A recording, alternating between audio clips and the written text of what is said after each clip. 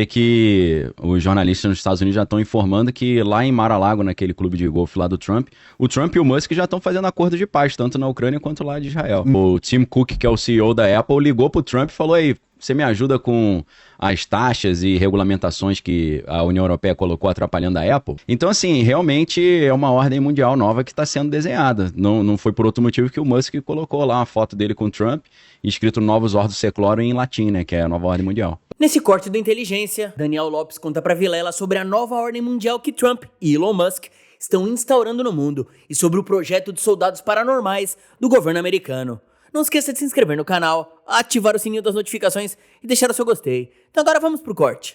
Você vê que os jornalistas nos Estados Unidos já estão informando que lá em Mar-a-Lago, naquele clube de golfe lá do Trump, o Trump e o Musk já estão fazendo acordo de paz, tanto na Ucrânia quanto lá de Israel. Mesmo sem sentar ainda na cadeira. Nem entraram ainda, né? Na verdade, poxa, foi, deixa eu ver aqui, agosto, o Tim Cook, que é o CEO da Apple, ligou pro Trump e falou aí, você me ajuda com as taxas e regulamentações que a União Europeia colocou atrapalhando a Apple. Então, assim, realmente é uma ordem mundial nova que está sendo desenhada. Não foi por outro motivo que o Musk colocou lá uma foto dele com o Trump, escrito Novus Ordo Seclorum em latim, né, que é a nova ordem mundial. Antes de a gente entrar no assunto, como seria essa nova ordem, que Sim.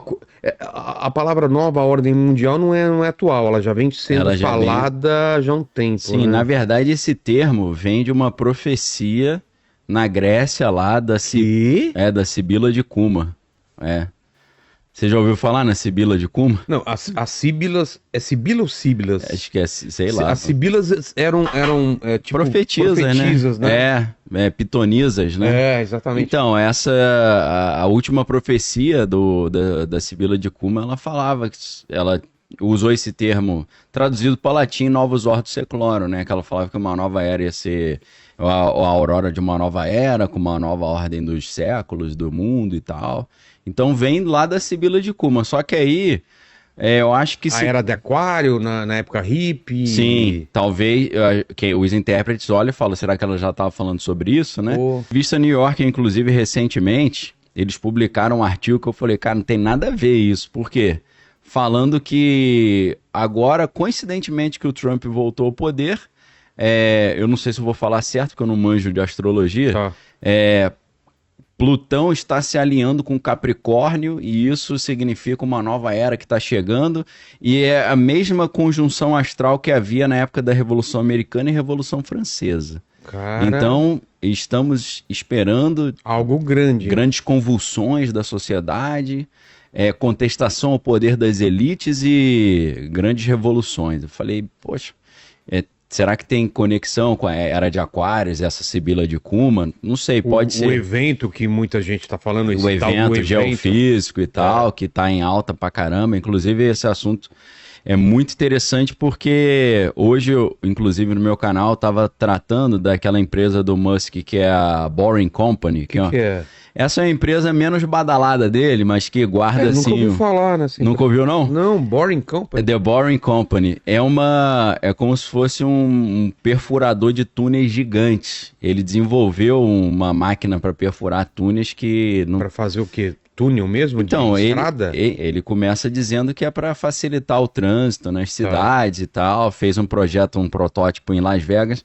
Mas, na verdade, quando você olha os investidores nesse projeto, tem o VAI Capital, né? O VAI Capital no pessoal lá dos Emirados Árabes, que estão aficionados pela fabricação de bunkers subterrâneos de luxo. Exato. Então, a galera da conspiração já está falando, olha lá, The Boring Company, esse é a máquina, né, que perfura os túneis, né? Só que assim, isso aí é outro patamar de agilidade, perfura numa velocidade incrível. O tatuzão o tatuzão meio slow motion, né? Sim. Esse aí é The Flash, o The Flash do tatuzão The Flash.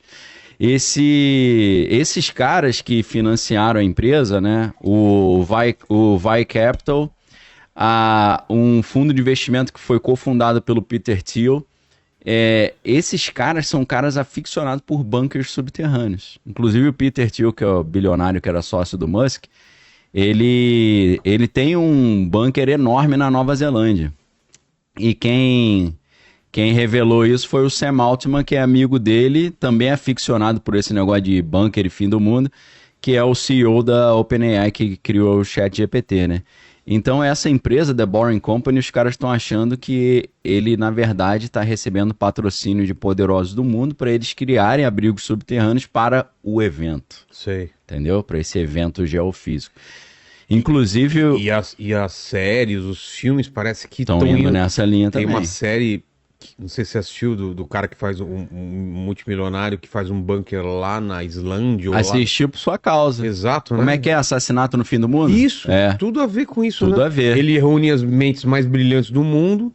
Leva a galera top pra lá. Não sei o que, pra levar pra lá, pra meio que começar uma parada se tiver nesse evento que vai começar. Isso. E a gente sabe que na Noruega tem um negócio que está sendo chamado de Arca de Noé, que eles pegaram todas as sementes. Eu queria visitar lá, foi perto de onde eu fui ver a Aurora Boreal. Então, eu acho que são muitos sinais, né? Na verdade, quando você pensa nessa proposta do Musk de colonizar Marte, eu estava vendo uma entrevista recente com ele num podcast, ele falou claramente, olha... Se você estuda as eras glaciais, você entra num rabbit hole, né, um buraco, uma toca de coelho profunda. Então ele começou a dar umas pistas. Ele falou, você vai perceber que a cada 10 mil anos acontece um evento geofísico de extinção em massa. Eu até conversei com o Serjão Sacani sobre isso, ele falou, cara, não conheço não, mas o Musk está falando sobre isso. E o Musk falou que, eu não estou falando era glacial no termo técnico, mas assim de uma forma mais coloquial. É quando os invernos são mais longos, os verões são mais curtos e os polos eles congelam mais. Ele fala, isso acontece de 10 em 10 mil anos, se você for mergulhar profundo nesse buraco, nessa toca de coelho, e você vai ver que são coisas estranhas, porque ele fala, nessa última era glacial, entre aspas, antes dela não tinha escrita. Você não acha registro de escrita humana, depois você acha. Então ele está querendo dizer que houve um evento de extinção em massa que levou a humanidade de volta para a idade da pedra lascada ou para um Mad Max total, né? E ele fala, ou a gente vai ser destruído por isso, ele chega a citar a questão da inversão dos polos magnéticos, e ele fala, é por isso que a gente precisa colonizar Marte. E ele fala, não a Lua. Tem que ser Marte, porque a Lua também pode ser afetada por o mundo hoje, pelo menos oficialmente, já está com essa neura desse evento. Ele está falando sobre esse evento, né? Sei. Então, assim, tem algo... muito estranho. Algo está no ar, né? Eles estão sabendo de alguma coisa. Mas vamos falar da Ucrânia, esse conflito no Oriente Médio. O que a gente pode aprender com essa... Então, como o nosso tema, a gente trata os super soldados, o ocultismo ali, né? Esse tema é super interessante. Já abordado, né? Desde Indiana Jones, Hellboy. Poxa, exatamente. A gente... Existia essa busca mesmo. Existia. Isso está documentado não só mas também os Estados Unidos fez também testes psíquicos. Sim. Com total. Com soldados e tudo mais. Exato. É mesmo. Vou dar o nome dos projetos todos dos cientistas e das universidades e das bases militares, né? No caso dos Estados Unidos, por exemplo, o projeto Stargate, que era para criar paranormais do exército, era no Fort Meade, né? E está muito bem documentado no livro Os Homens que Encaravam Cabras, né? O livro, não o filme. Que encaravam cabras, que coisa específica. Então, o que aconteceu? Aí isso é anos 70, depois eu volto na Segunda Guerra Mundial. Os Estados Unidos começaram a realmente acreditar que os russos tinham espiões paranormais, por causa de algumas coisas estranhas que estavam acontecendo, algumas das quais a gente vê um pouco em Stranger Things, né? Aquele tipo de coisa. Porque, vou dar um exemplo, códigos códigos atômicos que um general tinha, vazaram. Então o que eles pensaram? Pô, esse cara passou esses códigos altamente sigilosos para os russos. Só que aí o que eles fizeram? Eles espionaram o cara durante um bom tempo e viram que ele não tinha comunicação nenhuma com nenhum russo ou com ninguém, que ele realmente não passou. uma galera começou a desenvolver uma teoria que pareceu muito louca na época, que eles falaram o seguinte, olha, eu já sei como os russos roubaram esses códigos. Os paranormais, os espiões paranormais russos acessaram o sonho do general e roubaram através do sonho dele. Tipo Inception. Tipo Inception do Christopher Nolan. Pra você ver como é que Christopher Nolan brinca com coisa que tem fundo de verdade. Deve ser mentira, mas tem fundo de verdade, né? Então começou essa história. Aí, um cara que era o general Albert Sabelbein, que ele infelizmente falecido já, era major-general, general 3 estrelas do Exército, ele comissionou um coronel chamado Jim Cannon para pesquisar isso aí. Ele chegou para esse cara e falou, ó, eu vou te dar 2 anos para você se disfarçar e descobrir essa parada se é real. Aí beleza, o cara sumiu do mapa 2 anos, voltou, cabeludão, hippie, com a roupa toda estampada, paz e amor, né? Flower Power. E voltou com um documento desse tamanho chamado Batalhão da Primeira Terra. First Earth Battalion, ou Primeiro Batalhão da Terra, melhor traduzindo. Ele falou, aqui tá tudo que eu descobri, como é que faz, o que eles fazem, como é que é o protocolo e tal, é só aplicar. Aí o cara falou, pô, mas como assim? Então eles começaram a pegar alguns paranormais.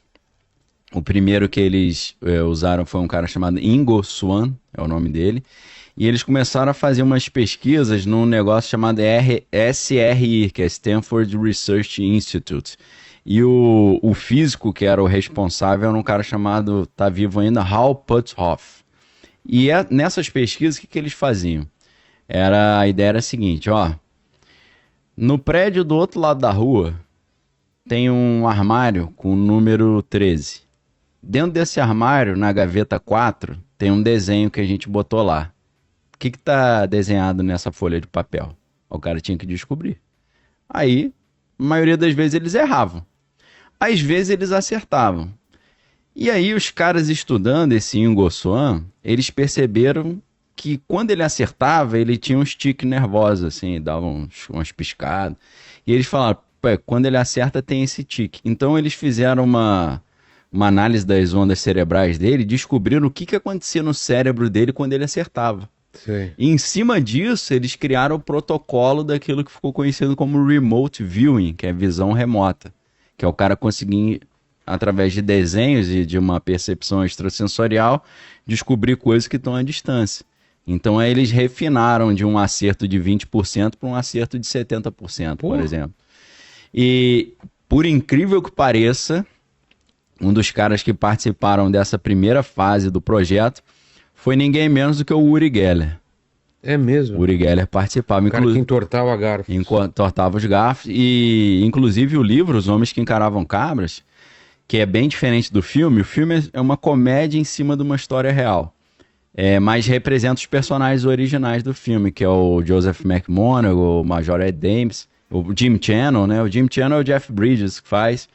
O Major Ed Dames é o Kevin Spacey. O Ewan McGregor faz o papel do jornalista, do John Ronson. Então, o livro começa com o jornalista entrevistando o Uri Geller. Pô. E ele falando, eu participei desse projeto mesmo, projeto Stargate. A história do Uri Geller é muito estranha, porque o Uri Geller ele era membro do Exército de Israel e dizem... Ela mora lá. É israelense mesmo, né? Daí o nome, né, diferenciado. Aí é o Ingo Swann, esse é o Ingo Swann. Tá mostrando ali o remote viewing, né, os desenhos. Tem desafios ao vivo que eles fazem, é sensacional. O cara acha a criança perdida.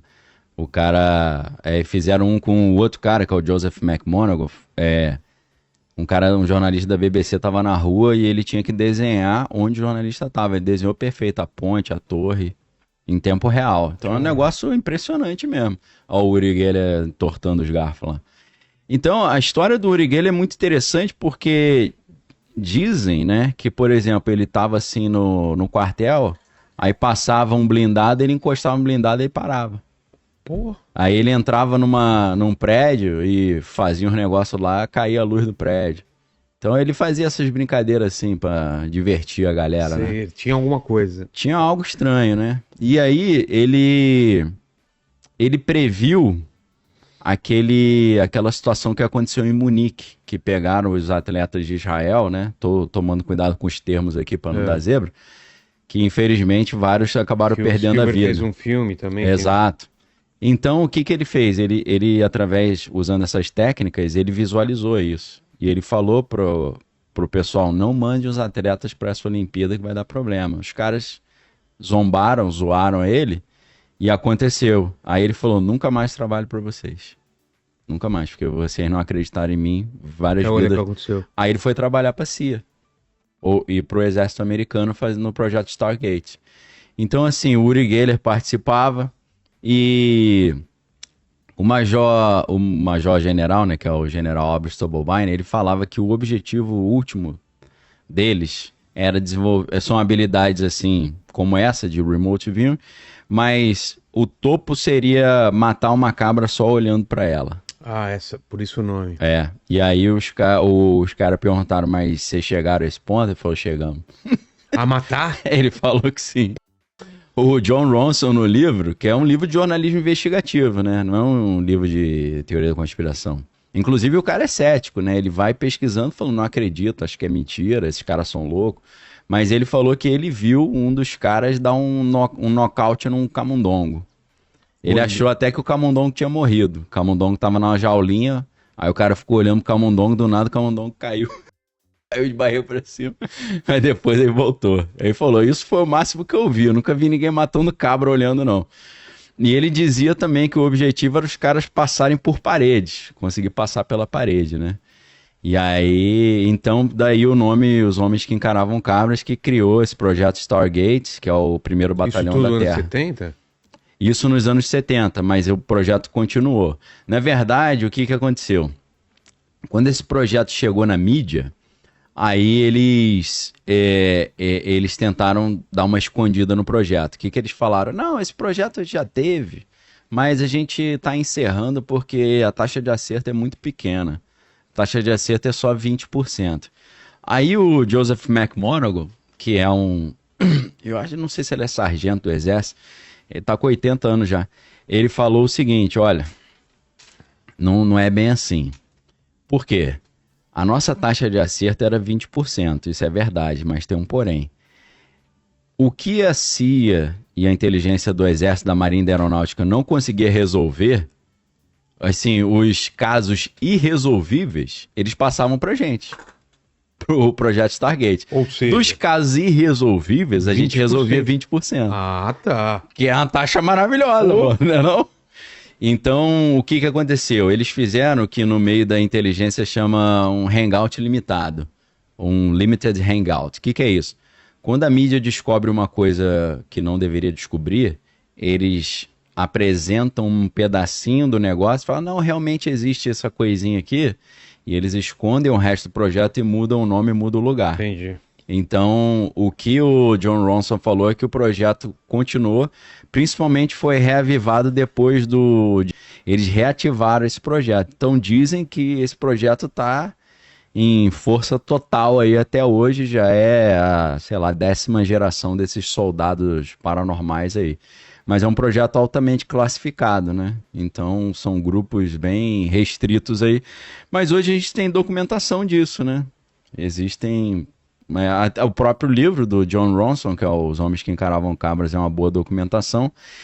Muito obrigado por ter ficado comigo até o final desse vídeo. Não esqueça de se inscrever no canal, ativar o sininho das notificações e deixar o seu gostei. Todo dia tem um corte novo pra você. Dá uma olhada no canal, tem muita coisa legal já. Até amanhã.